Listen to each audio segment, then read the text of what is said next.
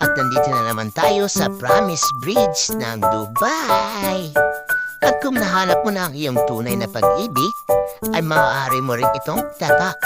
At walang mas magandang lugar para gawin yun kaya sa bagong bukas na Promise Bridge sa Dubai.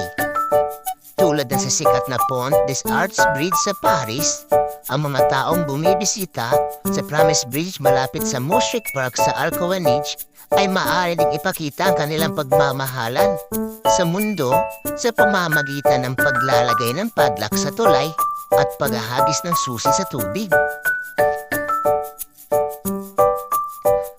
Ang yard na ito ay binuksan noong Enero 28 ay binubuo na isang rustic courtyard, isang organic farmers market, panaderya, mga restaurant at natatanging halo ng mga tindahan.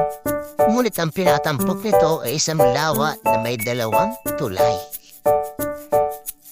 Nasuspindi sa isang mini man-made lake ang Promise Bridge ay ito'y bahagi ng pinakabagong electric na destinasyon ng developer ng Meras na tinatawag na The Yard na may sukat na mahigit sa 350 square feet ang laki.